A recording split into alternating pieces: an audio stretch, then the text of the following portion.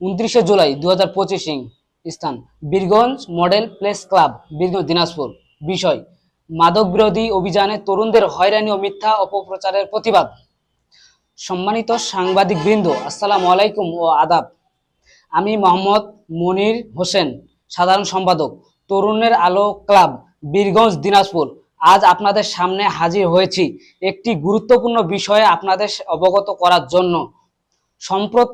সম্প্রতি দিনাজপুর জেলা বীরগঞ্জ উপজেলার নিজপাড়া ইউনিয়নের বিলপাড়া গ্রামে তরুণের আলো ক্লাব এর সদস্য ও এলাকাবাসী সক্রিয় সহযোগিতায় গতকাল রাতে একটি মাদক বিরোধী সচেতনতামূলক অভিযান পরিচালনা করে। বহুদিন ধরে এলাকায় সক্রিয় একজন চিহ্নিত মাদক ব্যবসায়ী দীপন রায়কে আমরা জনসমক্ষে মাদক বিক্রি কালে আটক। উক্ত এলাকার কিছু মাদক বিক্রির সাথে জড়িত আমাদের কাছ থেকে জোরপূর্বক ছিনিয়ে নিয়ে যায়। কিন্তু অত্যন্ত দুঃখজনকভাবে এই ঘটনার পর কিছু স্বার্থন্বেষী মহল উদ্দেশ্য প্রণোদিতভাবে অপপ্রচার শুরু করে। তারা সামাজিক যোগাযোগের মাধ্যমে মিথ্যা তথ্য ছড়িয়ে দিচ্ছে যে ঘটনাটি ধর্মীয় উদ্দেশ্য ঘটানো হয়েছে এবং জামাত শিবির সংশ্লিষ্ট কিছু লোক এতে জড়িত। এই অভিযোগ সম্পূর্ণ মিথ্যা, ভিত্তিহীন ও বিভ্রান্তিকর। আমরা স্পষ্টভাবে জানাতে চাই, আমাদের মাদক বিরোধী এই অভিযান সম্পূর্ণ অরাজনৈতিক এবং এখানে সকল ধর্মের তরুণ ও এলাকাবাসী একসঙ্গে অংশগ্রহণ করেন। কেউ কারো ধর্মের কারণে নয়, বরং সমাজে মাদকের ভয়াবহ ছোবল থেকে মুক্ত থাকার প্রত্যয়ে উদ্যোগ নেওয়া হয়েছে। দুঃখের বিষয়, অভিযুক্ত দীপন রায় নিষিদ্ধ সংগঠন ছাত্রলীগের ইউনিয়ন সভাপতি। বিগত সরকারের আমল থেকে সে মাদক বিক্রির সাথে জড়িত। এখন নিজেকে সংখ্যালঘুর পরিচয়কে ঢাল হিসাবে ব্যবহার অপরাধ আড়াল প্রচেষ্টা চালাচ্ছে।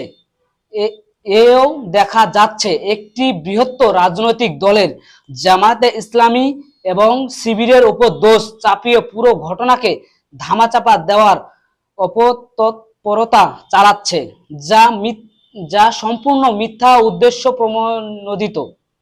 আমরা তরুণের আলোর ক্লাব এর পক্ষ থেকে এই অন্যায় অপপ্রচার ও তরুণদের হয়রানির বিরুদ্ধে সোচ্চার। আমাদের স্পষ্ট দাবি হলো, 1. চিহ্নিত ব্যবসায়ী দীপন রায়ের বিরুদ্ধে আইনগত ব্যবস্থা গ্রহণ করতে হবে। 2. যারা মিথ্যা তথ্য ও বিভ্রান্তিকর পোস্ট ছড়িয়ে সমাজ উত্তেজনা ছড়াচ্ছে তাদের আইসিটি আইন দ্রুত বিচার নিশ্চিত করতে হবে। 3. সমাজ রক্ষায় এগিয়ে আসা আমাদের ক্লাবের সদস্যদের নিরাপত্তা নিশ্চিত করতে হবে।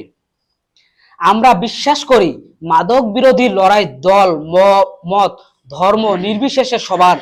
এই যুদ্ধে বিভাজন নয়, দরকার একতা ও সত্যের পক্ষে অবস্থান। আপনারা সত্যের পাশে থাকুন, সমাজ ও আগামী প্রজন্মকে মাদকের কালো ছায়া থেকে বাঁচাতে আমাদের পাশে থাকুন। ধন্যবাদ।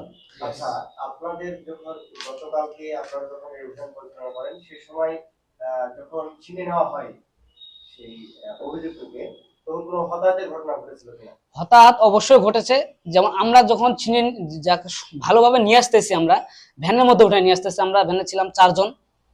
তার মধ্যে আমরা নিয়ে আসতে আসতে রাস্তার মধ্যে আস্তে আস্তে কিছু দূর আসার পরে, অর্ধেক রাস্তা আসার পরে, যে এলাকা যারা পাতি নেতা আর কি, তারা গাড়ি নিয়ে বাইক নিয়ে আসতেছে, বাইক থামায় সরাসরি ভ্যান আমাদের উল্টি ফেলাই দিচ্ছে। আমাদের সবাই ধাক্কা মারছে, ধাক্কা মানে হস্তাহস্তি হয়েছে। এর মধ্যে তারপরে ছুটাই নিয়ে চলে গেছে। এর মধ্যে হস্তাহস্তির মধ্যে আমার এই যে চোখে ওদের মাধ্যমে আমার চোখে লাগছে, সেই জন্য আমি চশমাটা পরে আছি। চোখের সমস্যা বাড়ি লাগছে। দৈনিক বাংলাদেশ মিডিয়া, সত্যের সন্ধানে সারাক্ষণ।